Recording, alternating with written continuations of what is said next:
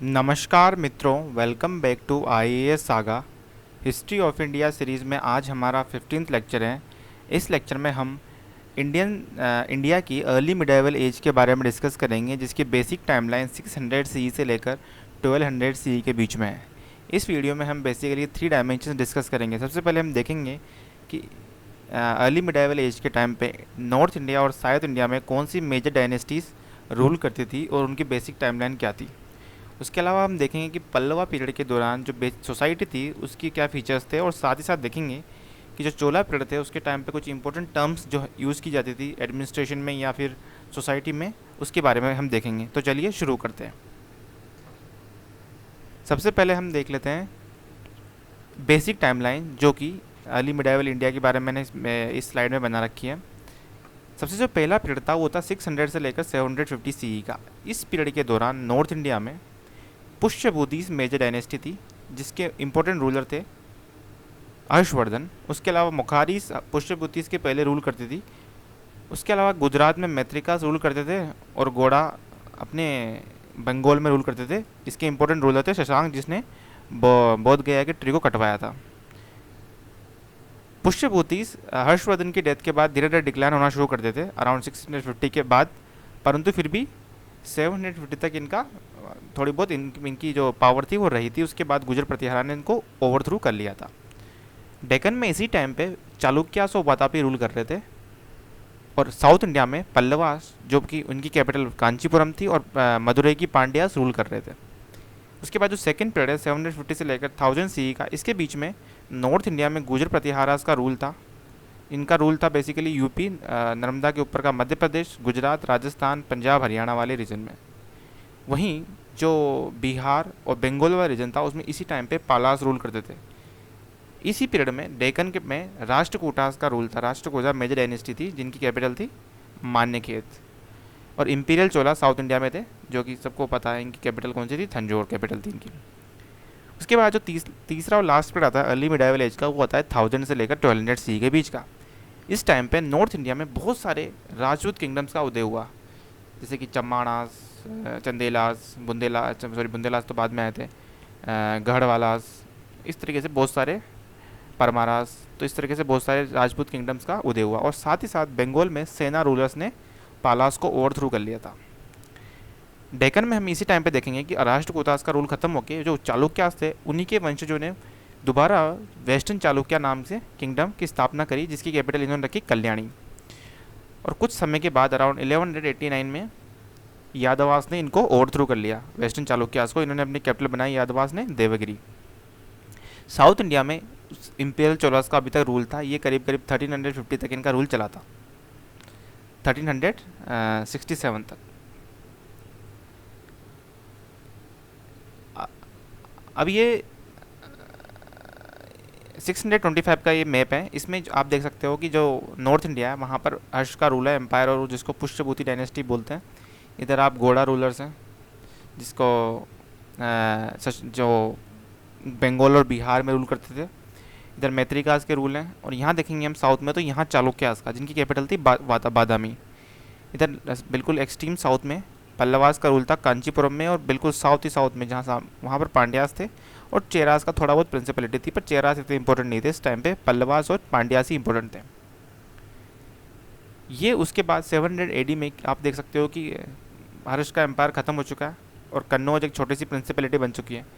वहीं साउथ में चालुक्यास हैं अभी भी, और इधर जो गुजरात है, गुजर प्रतिहारा जिन्होंने बाद में इस्टेब्लिश किया था, उनका ये रूल था। तो ये बेसिक मैप है। हाँ, अब ये मैप देखिए आप, ये 750 में जब गुजर प्रतिहारास ने अपना पूरा वेल डेवलप्ड एम्पायर इस्टेब्लिश कर लिया नॉर्थ इंडिया में, उसी टाइम पे ईस्टर्न इंडिया में पालास थे, और साउथ इंडिया में जो डेक्कन वाले रीजन में राष्ट्रकूटास थे। और तो इन तीनों के बीच में जो कन्नौज तो कैपिटल थी, इसके लिए इन तीनों के बीच में युद्ध चला था, जिसको ट्राईपार्टाइट स्ट्रगल भी बोलते हैं। तो ये उसके बारे में ये मैप है, किस तरीके से ये कभी ये जीत के यहाँ तक आ जाते थे, कभी गुजर प्रतिहारास ने अपना को किंगडम को यहाँ तक बढ़ा लिया, कभी राष्ट्रकूटास ने यहाँ तक बढ़ा लिया। तो इस तरीके से इनका लड़ाई चल रही थी। ये वही सेम मैप गुजर प्रतिहारास का ये है। यहाँ पर इधर पालास हैं, इधर अपने राष्ट्रकूटास हैं, और इधर साउथ में वेस्टर्न गंगास है। गंगास दो है। वेस्टर्न गंगास जो हैं ये साउथ कर्नाटका में इनका रूल था, जबकि जो ईस्टर्न गंगास है कलिंगा के, जिन्होंने लिंगराज टेम्पल की स्थापना करवाई। लिंगराज टेम्पल की स्थापना सोमवंशी ने कराई थी। जो जगन्नाथपुरी वाला कैपिटल है उसकी स्थापना करवाई थी ईस्टर्न गंगास ने। इधर जो ईस्टर्न चालुक्यास थे वेंगी के, जिनकी कैपिटल वेंगी थी, और साउथ में चोलास थे ही, और एक्सट्रीम साउथ में पांड्यास और चेलास तो है ही। ये अब चोलास के लिए इंपॉर्टेंट है। चोलास का जो था, इनका 1000 CE में इन्होंने ऑलमोस्ट पूरा ईस्ट इंडिया था, इंडिया की ईस्ट कोस्ट को इसको पूरा कॉन्कर कर लिया था, पूरा बंगाल तक। पाला रूलर महेंद्र पाल को भी, जो चोला रूलर थे राजेंद्र वन, उन्होंने उसको हरा दिया था। और वहाँ से गंगा का पानी लाके इन्होंने यहाँ पर एक नई कैपिटल इस्टेब्लिश करी। वहाँ पर एक तालाब खुदवाया जिसमें गंगा का पानी डाला, और उस कैपिटल का नाम रखा इन्होंने गंगई कोंडा चोलापुरम। इसके अलावा इनका जो साउथ ईस्ट एशिया है, यहाँ पर भी इन्होंने मतलब डोमिनेंस इस्टेब्लिश कर ली थी। यहाँ से ये ट्रिब्यूट भेजते थे, मतलब इन्होंने यहाँ पर इनको जीत लिया तो ये श्री विजय किंगडम थे, इधर के कदराम किंगडम थे, ये सब है ना चोलास को अपनी ट्रिब्यूट भेजे थे ऐसा सुप्रीम रूलर। इसके बाद हम ये 1150 का मैप है इंडिया का, जिस टाइम पे जो राजपूत जो किंगडम्स थे वो इमर्ज हो गए थे। तो इस तरीके से देख सकते हैं, इधर गुजरात वाले रीजन में गुजर प्रतिहारास थे, इधर परमारास थे, इधर चंदेलास थे, इधर गढ़वालास थे, इधर तोमर्स थे जिनकी कैपिटल दिल्ली थी, चम्माण थे जिनकी कैपिटल शाकंभरी थी, इधर कालाचुरीस थे जो कि मेजर डायनेस्टी थी, बहुत इंपॉर्टेंट डायनेस्टी थी, जिनकी कैपिटल त्रिपुरी थी। उसके अलावा साउथ में वेस्टर्न चालुक्यास थे ही, और इधर होयसालास का रूल आ गया था, और साउथ में चोलास और पांड्यास तो थे ही। अब हम देख लेते हैं कि पल्लवा रूल के दौरान क्या क्या लिटरेचर में डेवलपमेंट हुआ। पल्लवा रूल के दौरान संस्कृत और तमिल लिटरेचर दोनों फ्लरिश हुई। सबसे इंपॉर्टेंट बात है, संस्कृत लिटरेचर को तो पल्लवा रूलर्स ने ऐसा कोर्ट में अपने पैट्रोनेज दी, और बहुत सारे लिटरेचर का डेवलपमेंट हुआ। वहीं जो तमिल लिटरेचर था उसकी पैट्रोनेज इतनी नहीं थी, वो जो भक्ति मूवमेंट था उसकी वजह से उसका डेवलपमेंट हुआ। महेंद्र वर्मन फर्स्ट, जो कि बहुत ही इंपॉर्टेंट पल्लवा रूलर थे, इन्होंने मट्ट विलास प्रहसना और भगवती जुलकियम दो नाम से दो ड्रामास लिखे जो कि संस्कृत में थे। इसके अलावा पल्लवा पीरियड के दौरान हमें भक्ति मूवमेंट भी देखने को मिलता है साउथ इंडिया में। इस भक्ति मूवमेंट के दो डिवीज़न थे, पहले थे अलवार्स और दूसरे थे Nayanars. Alvars basically Vaishnavite Saint थे जो कि विष्णु की पूजा करते थे, और नयनार्स शेवाइट्स थे, शिव जी की पूजा करते थे।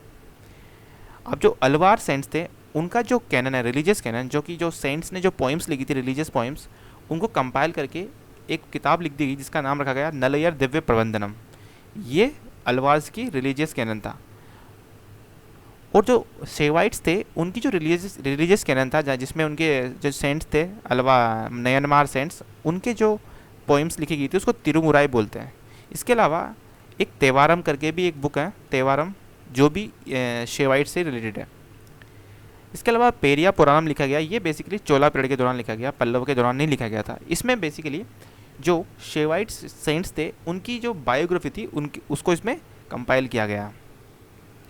इसके बाद हम देख लेते हैं लास्ट में चोला पीरियड के दौरान में कौन कौन सी इंपॉर्टेंट टर्म्स यूज की जाती थी डिफरेंट पर्पसेस के लिए। अगर एग्जाम में आ जाए उर क्या है, तो उर बेसिकली चोला पीरियड के दौरान जो, या साउथ इंडिया में चोला पीरियड के दौरान जो वेलालार्स थे उनके जो विलेजेस थे उनको उर बोलते थे, और सभा बोलते थे ब्राह्मणा विलेजेस की जो लोकल एडमिनिस्ट्रेटिव बॉडी होती थी उसको। नाडु की बात करें तो जो चोला एम्पायर था वो वेरियस डिस्ट्रिक्ट्स में डिवाइडेड था, तो जो डिस्ट्रिक्ट्स थी उनको ही हम नाडु बोलते थे, और इसका जो हेड होता था उसको नडलवार या नट्टार बोलते थे। कदमई एक टर्म यूज की जाती थी चोला पीरियड के दौरान, जो कि बेसिकली लैंड रेवेन्यू के लिए, जो काइंड में लैंड रेवेन्यू दिया जाता था उसके लिए यूज की जाती थी। इसके अलावा एक अलग से रूरल टैक्स लगाया जाता था जो कि बेसिकली कैश में लिया जाता था, उसको अंतरयम बोलते थे। और एक इम्पोर्टेंट टर्म है पराइयार, ये यूपीएससी ने पूछ रखा है 1990s में।